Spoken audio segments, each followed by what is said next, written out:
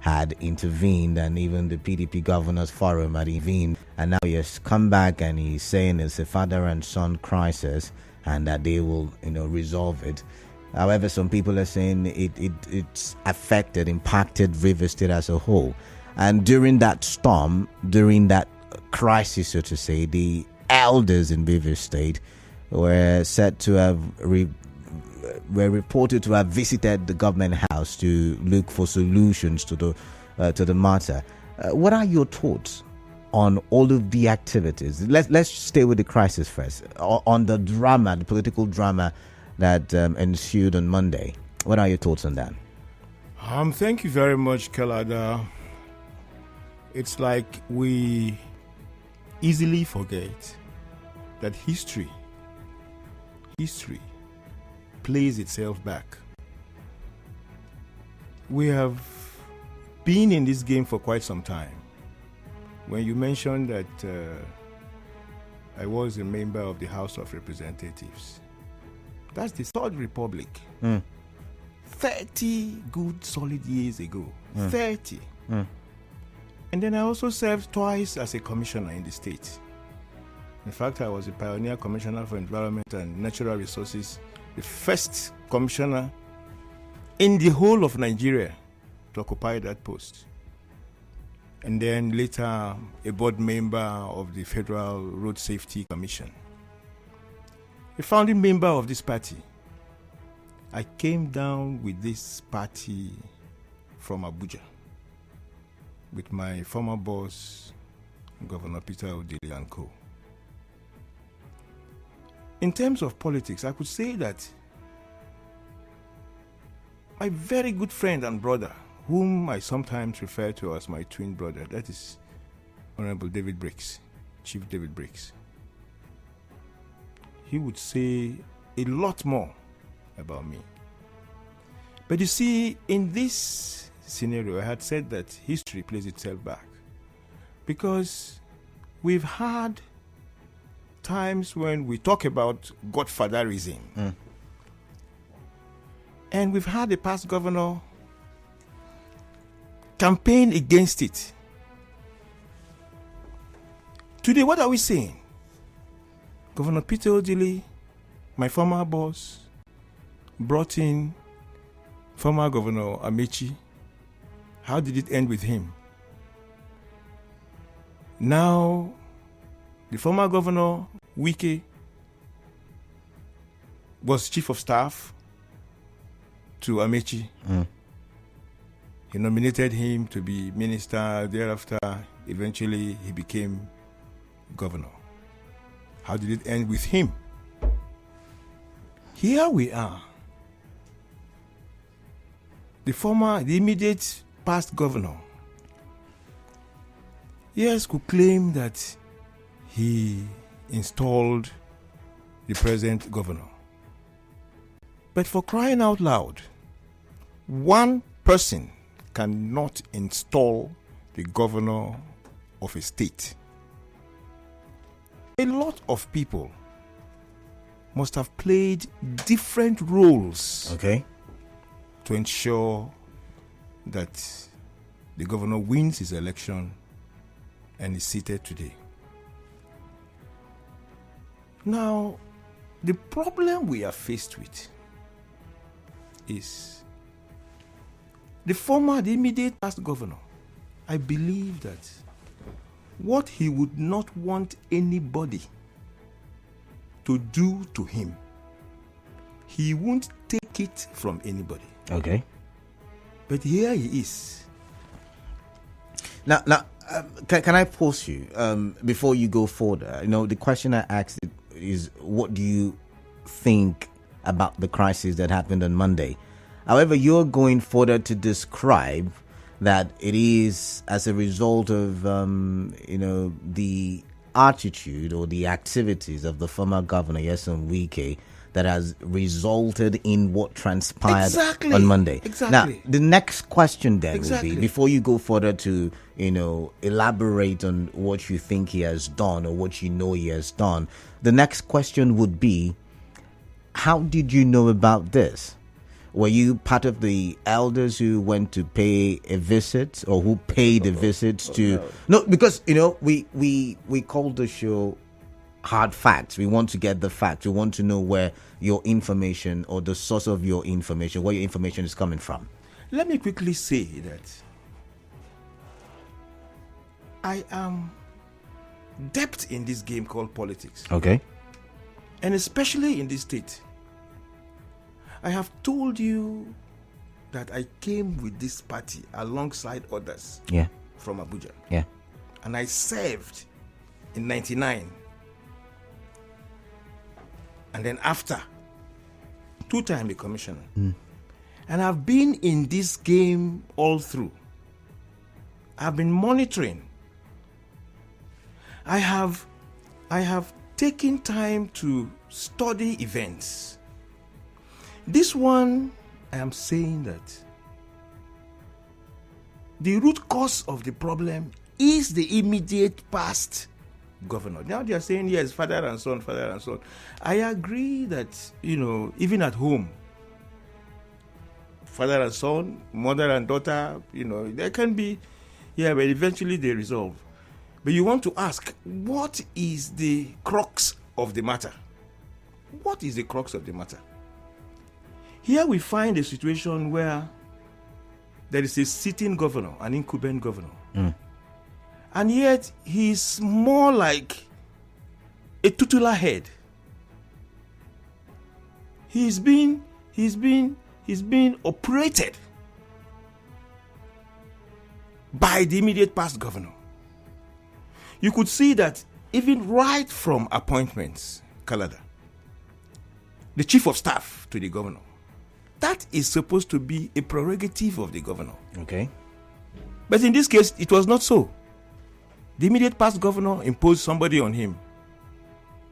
So we also have the chief security officer of the government house by the same immediate past governor. And you can see that even the first core commissioners were pressed down the governor, the sitting governor. He took all that. It is not supposed to be so. Then go over, look at the assembly itself. Every core politician, especially if you want to aspire to become governor of a state, you know that the legislative arm is a strong arm that you must put your eyes down and look into it. Of course, as politicians, we would sponsor assembly members to get in there, because politicians from outside or wherever could manipulate them, and then they could do something and could cause what you see today as impeachment. The incumbent governor was not responsible, I could say, to a large extent. Those who came in as legislators, in the Rivers State House of Assembly. Otherwise, how could we, within 5 months thereabout, begin to think about a situation that the governor be impeached? How? Now, you've made certain points, but when the governor made a statement yesterday, he said something about his political structure, and he was only trying to maintain his political structure. He also said that all of the rumors of him micromanaging the office of the governor in Rivers State were not true. He made that statement. He also reiterated that statement today when he met with the PDP Governors Forum led by Bala Mohammed, the governor of Bauchi State. He said, see, the rumors of interest in monies belonging to Rivers State were not true. So does that not contradict what you have said on the show? No, you see, as politicians, it comes to a time when certain statements could be watered, guided down, pressed down, in order not to probably continue to heat up the body politic. Yeah? But the truth is known and known to everybody. We had seen this thing come. We knew that it was going to come, but not this fast. If the governor said that, yes, as governor, he would not probably want to speak like myself now, for instance. He would not want to, because he's a sitting governor, and by virtue of his revered position, he's a father to everybody, and all that stuff. But let us tell ourselves the home truth, that the sitting governor is being suffocated. He's being choked, and that he is visually gasping for air to breathe. What happened? The video clips you saw about how our own governor was embarrassed. We are talking about the Rivers State governor. Any embarrassment on that governor affects all of us, especially myself, because while supporting the governor, I told him, I'm not supporting you because of Governor Wike. I'm supporting you because of who you are and what I believe in you, and how I feel that you can govern the state, okay, and take us to a higher and better level, create this paradigm shift, give us the dream state that we want. I would have to force you apologies. We've got a commercial break, a 5 minutes commercial break. That's fine. When we come back, I would throw some more questions at you from what you have said, yes, to get your thoughts elaborated. Taking a flight isn't just a routine.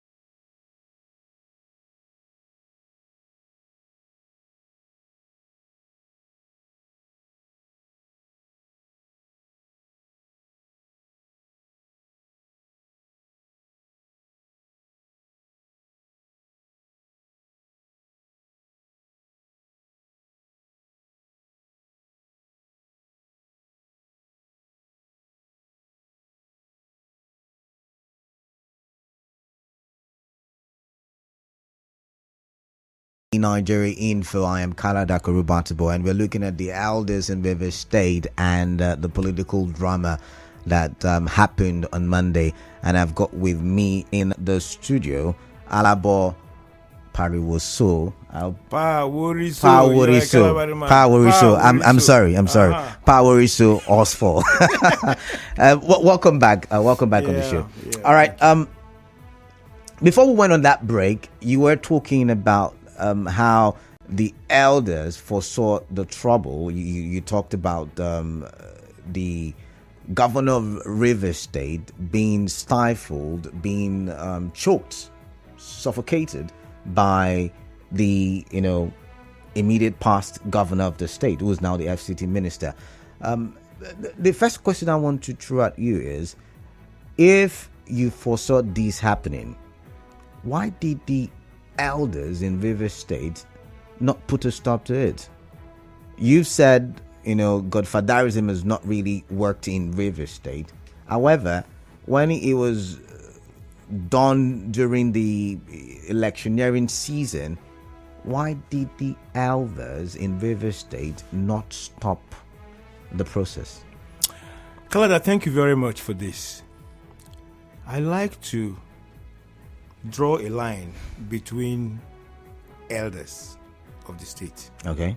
You have an elders council that is appointed by the governor. Okay. Those are the elders you see go to visit now, and those are the elders that have been partaking in the affairs of the state, dealing with the immediate past governor. I'm not talking about them because I don't know what they do there and whether or not they really talk some real sense into the immediate past governor or not, and whether or not he even listens to them. Okay. I don't know about that, but obviously from what has been happening, even if they do, it probably means that he doesn't listen to them or he doesn't take to the advice. He simply does what he wants to do.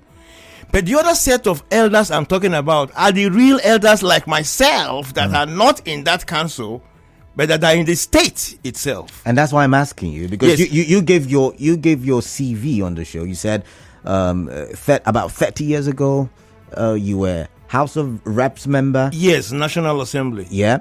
Some years ago, 1999 thereabout, you brought the PDP to River State. Yes, and alongside. then you talked about being a commissioner in that government. Yes, of Chief right. Peter Odili. That's I mean, right. you are an elder in all respect. So why have you and your kind, you mentioned Honorable Briggs, Honorable Chief Briggs, why have you not and your kind intervened in this situation even before this played out, because you said you foresaw the situation? Kalada, see, let me tell you something, my brother. If you have a leader who wants to truly lead and be the servant of the people, he would want to have a good listening ear. Even when he's being criticized, he would want to look at objective critics, take from them the real issues about what they are criticizing. Not a leader who would want to castigate, who would want to shun, who would want to demean, who would want to demean, reduce you or anything of the sort. That's what we had in the past. Can you force a horse to the river and take a horse to the river and force it to drink water? No. The immediate past governor was not just ready to listen to anybody. I have told you that he was more like a dictator, an autocrat. He was a despot. It is either him. Are those not heavy words? I am saying it. Used to describe the former governor. I'm saying it authoritatively from what I see, from what we perceive, from the way things were done. Look, I agree that, yes, politicians are selfish. Because now interest matter. All right? But when it gets to the level of the immediate past governor, you have to check yourself very well.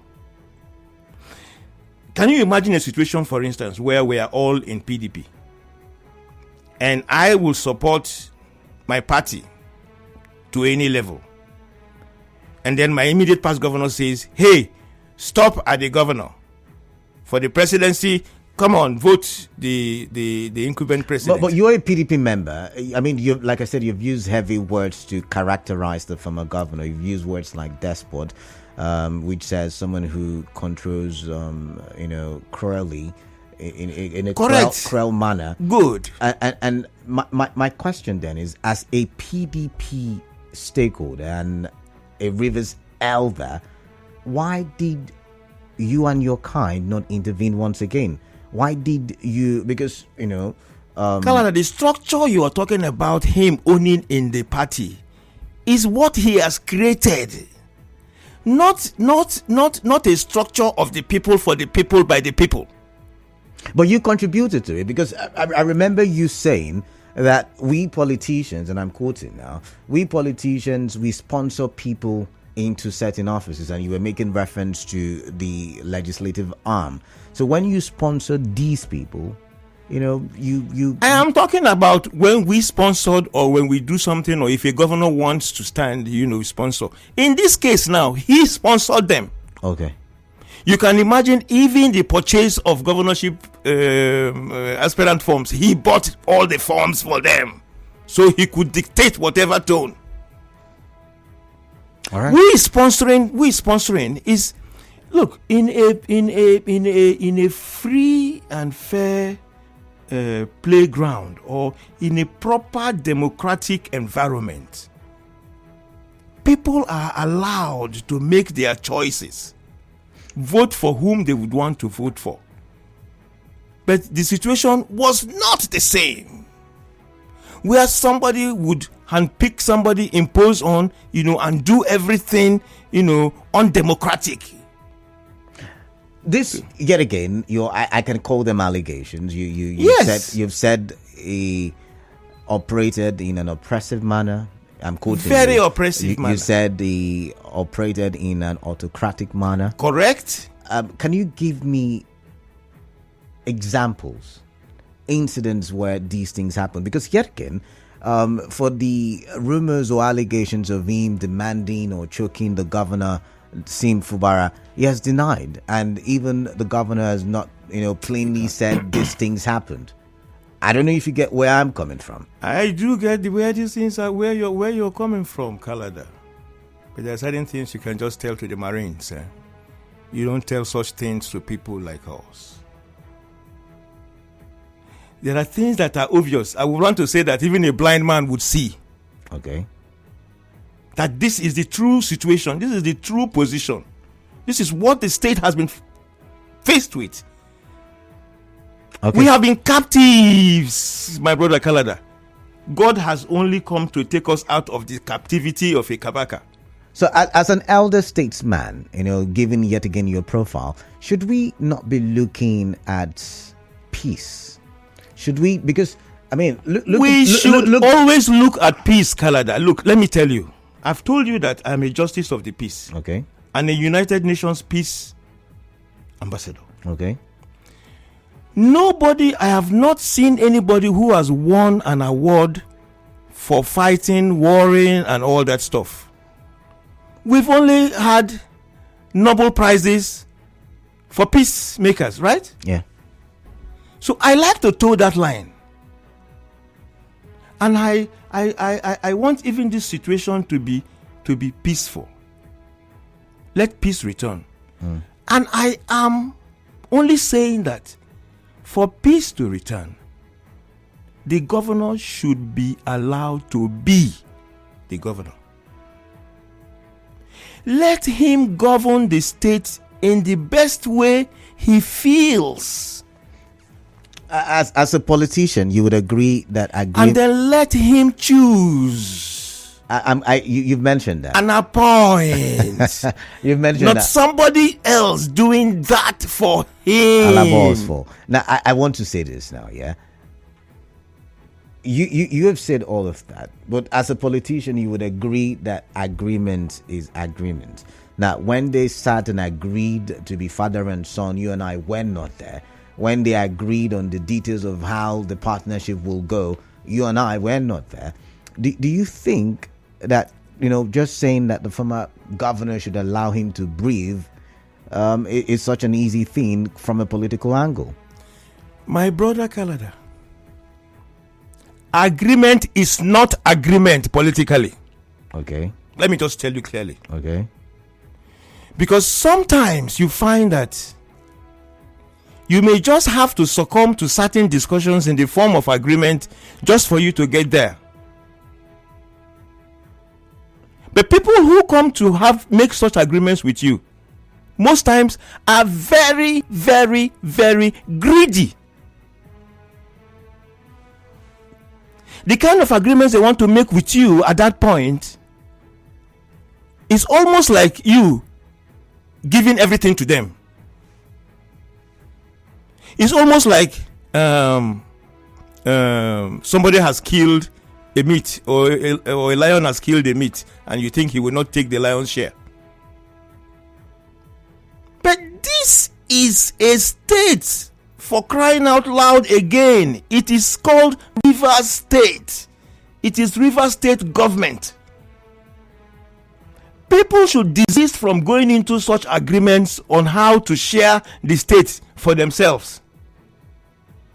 No, now it is not right. Okay. So agreement is not agreement. Whether you are there, whether you were there or not, or I or whatever, we should desist from going into such agreements where you would mortgage, the state, to somebody or whoever. It's not just right, Kalada. Okay, so I'll pause you now. Let's take a listen to some of the listeners who have been listening to what you have been saying. And once again, I would say some heavy allegations towards the former governor of Rivers State from you. However, if you're listening right now, I'd like to get your thoughts on what we have been talking about. 0817-923-0002 and 0817-923-0003. WhatsApp number 0809-030-6416. We're live on Facebook, we're live on YouTube, and we're active on X. All three platforms, the same handle, Nigeria Info PH. What would you recommend for the elders in Rivers State in terms of tackling this problem before you and I, before the Rivers people, the entirety of Rivers State? What would be your recommendation? I'd like to hear from you. I've got Sylvanus, and Sylvanus is calling from Port Harcourt. Sylvanus, welcome on the show. What is on your mind, please? Thank you, Mr. Kanan. Yes, welcome. You see, a man in studio there, Paworiso, discussions we'll discuss for progress and development. Okay. He's not talking as one who wants to talk for progress and development. He has introduced himself a long introduction, which the way he's talking, making some of us to doubt his credence. You see, the man is there insulting the former governor, who is not even his match. He's also making the present governor a puppet. This thing he's talking about, is it what the governor has told him? Is it what Tim has told him? That he's a puppet? You don't come to a studio and begin to talk anyhow. All right, Sylvanus, thank you very much for your time. Thank you very much. Benson from HA, welcome. What is on your mind, please? Yes, hello. Yeah, welcome. Dick in Benson. All right, welcome. Let me greet you to this. Kalada, let me contribute by answering to some of the questions you asked your guest. Yesterday, when Kuku and his group was meeting with our former governor, he said, when I was fighting, where were these people who are saying that I am demanding this thing now? That would you like it if your structure is taken away from you? So this confirms the man is telling you about the dictatorial life of our government. Please, why some of us are being pained by this thing? Not that we are supporters of Obama like me. I am an APC man.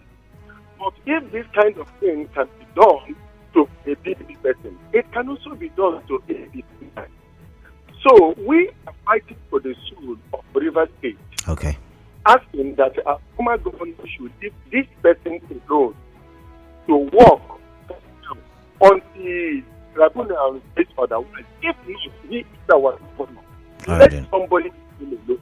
All right, Benson from Iche, thank you very much. Thank you very much. I've got to move on. I've got Osaro from Eli Pranwo. Yes, good evening. Yeah. I want to say what the elder and the studio have said is not far at all from reality of what we experienced in the last administration and the truth. The point we should establish in River State is that